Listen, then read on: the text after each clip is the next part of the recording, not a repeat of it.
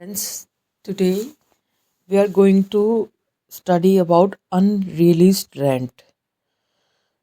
Unreleased rent जो है ये सेक्शन जो हमने पढ़े थे हाउस प्रॉपर्टी के उसके रिगार्डिंग है income from house property. So it is a condition when we are doing assessment under for the income from house property. तो अनरिलीज रेंट ये कंडीशन तब आती है जब कोई person who is on rent who don't pay his rent, वो अपना rent पे ना करे और जो एसएससी है ओनर ऑफ द प्रॉपर्टी उसको वो रेंट ना दे for some period of time. तो हम उसकी डेफिनेशन पढ़ लेते हैं अनरिलीज रेंट की. Unrealised rent is that portion of rental income which owner could not release from the tenant. Unreleased rent is allowed to be deducted from actual rent received or receivable only if the following conditions are satisfied. तो ये deduction है एक तरह का, because मान लीजिए मैं example देती हूँ. एक पर्सन है ए और एक पर्सन है बी. ए जो है ऑनर है प्रॉपर्टी का, बी जो है टीनेंट है. तो ए ने बी को जो है अपनी प्रॉपर्टी किराए पर दी है पूरे साल के लिए, 1 ईयर के लिए, और उसमें से बी ने उसको 4 मंथ का किराया नहीं दिया. हालांकि उसने प्रॉपर्टी को यूज़ किया, उसने प्रॉपर्टी पे रहा, टेनेंट कम्प्लीटली इसको यूज़ कर रहा है, मगर उसने उसको 4 मंथ का किराया अपने ओनर को नहीं दिया. तो ये जो रेंट है जो कि उसको टेनेंट इज़ लाइबल टू पे टू हिज ओनर, तो दैट इज़ अनरिलीज रेंट. क्योंकि बाकी रेंट तो दे दिया, 8 मंथ का रेंट तो दे दिया, मगर 4 मंथ का रेंट उसने नहीं दिया. तो इस जो ये रेंट है जो नहीं दिया गया है, पे नहीं किया गया है, इसको कहते हैं अनरिलीज रेंट. तो इसको क्या करेगा assessee would ask the income tax officer to deduct it from its while income from house property, क्योंकि ये तो उसको मिला ही नहीं है. तो वो एसएससी तो यही बोलेगा ना कि अनरिलीज रेंट को डिक्रीज करो और उसके बाद मेरे पे असेसमेंट करो इनकम टैक्स का.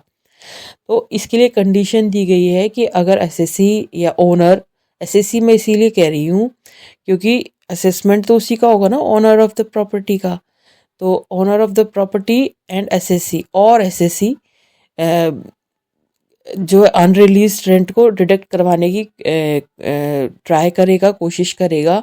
तो अनरिलीज रेंट तभी डिडक्ट किया जा सकता है एक्चुअल रेंट में से तब कि ये 4 कंडीशंस फुलफिल हो. कौन कौन सी है? Condition number A, the tenancy is bonafide, यानी कि टीनेंसी जो है जो होनी चाहिए दैट इज़ रियल होनी चाहिए और विद द गुड फेथ होनी चाहिए.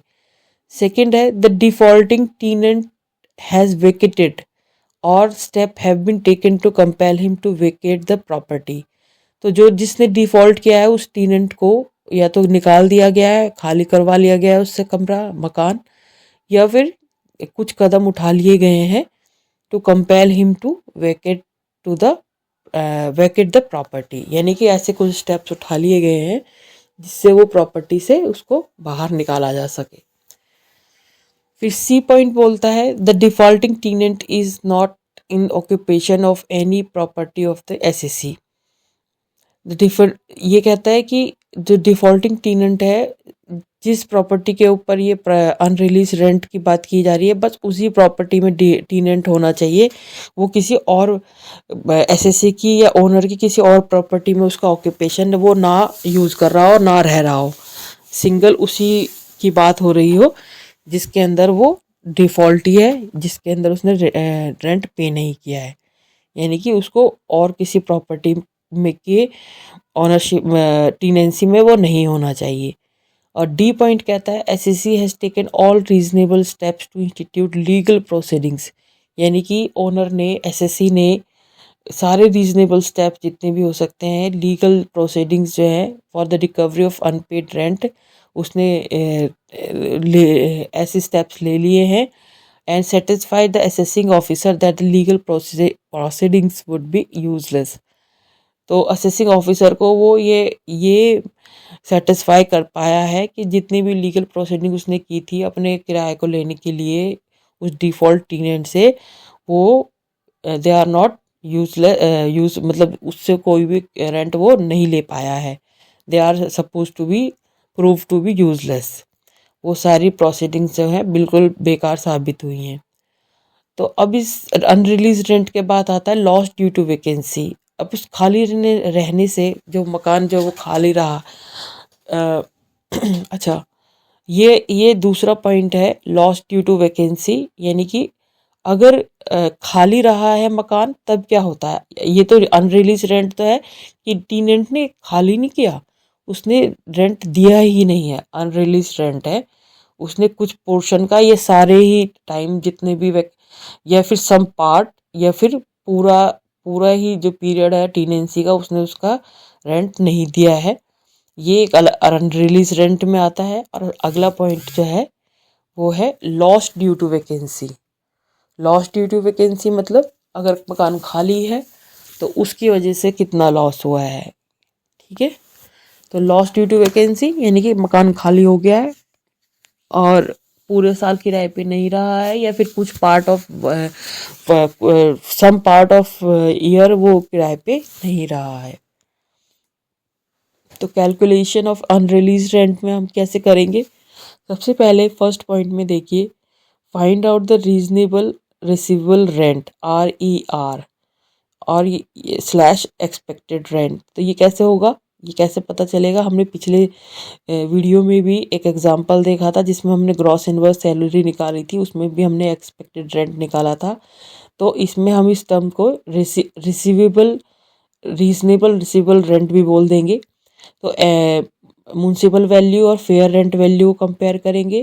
कंपेयर में जो ज़्यादा होगा और उससे को कंपेयर करेंगे हम स्टैंडर्ड रेंट से, कि MV और municipal value of the property और fair rent value of the property, उन दोनों में से जो ज़्यादा होगा मगर वो स्टैंडर्ड रेंट से ज़्यादा ना हो। सेकंड पॉइंट में अभी हमने RER तो निकाल लिया। तो उसके बाद आता है determining actual rent receivable, deducting unreleased rent from the rent receivable. तो अनरिलीज रेंट जो है वो रेंट जितना भी रेंट मिल रहा है उसमें से उसको घटा देंगे। जैसे 1 ईयर में मान लीजिए 80,000, मान लीजिए 1 ईयर है का टीनेंसी है और उसमें से उसने 2 मंथ का नहीं दिया है, टीनेंट ने पे नहीं किया है, 10 मंथ का पे कर दिया है। और तो वो जो 2 मंथ का किराया है, तो वो जो 2 मंथ का किराया है उसको हम डिडक्ट कर देंगे। डिडक्ट तो उससे हमें मिल जाएगा actual rent receivable. Third point है deducting loss due to vacancy. और उसके बाद जो है उस वैल्यू में से हम क्या घटा देंगे, लॉस ड्यू टू वैकेंसी, यानी अगर वो मकान खाली रहा है किसी वजह से वो भी हम उसमें से घटा देंगे। Identifying the higher value of step 1 and step 2, यानी कि RER और ARR में से जो ज़्यादा होगा उसको आइडेंटिफाई करेंगे और उसमें से हम लॉस ड्यू टू वैकेंसी को घटा देंगे। तो इसको हम एग्जाम्पल के थ्रू भी देखेंगे स्टूडेंट्स। तो हमने सबसे पहले हम एक बार फिर से रिवाइज कर लेते हैं। हमने इसमें देखा, सबसे पहले हमने RRR निकाला जो कि MV और FR को कंपेयर करके और स्टैंडर्ड रेंट से लेस होना चाहिए कंपेयर करा, उसमें से जो वैल्यू आई। फिर हमने सेकंड वैल्यू निकाली एक्चुअल रेंट रिसीवेबल, जिसके अंदर जो हमें एक्चुअल रेंट रिसीव हो रहा है उसमें से हमने अनरिलीज रेंट को घटाया। अब इन दोनों में से जो कंपेयर, यानी कि फर्स्ट में MV FR से जो हमने वैल्यू मिली और ये अनरिलीज रेंट को घटाने के बाद जो वैल्यू मिली, इन दोनों को कंपेयर करने में जो ज़्यादा होगा उसमें से हम लॉस ड्यू टू वैकेंसी को घटा देंगे तो हमें ग्रॉस एनुअल वैल्यू मिल जाएगी। तो इसको हम अभी एग्जाम्पल से भी समझते हैं। देखिए सामने एग्जाम्पल है, इसमें पर्टिकुलर A पॉइंट है और A पर्सन है और B पर्सन है। इसके वैल्यूज़ दे रखे हैं, एक्चुअली इट्स इन थाउजेंड्स है, ये मेंशन नहीं किया है, 1000 समझ लेना इसको। तो A का पहले हम कैलकुलेशन करते हैं A के लिए।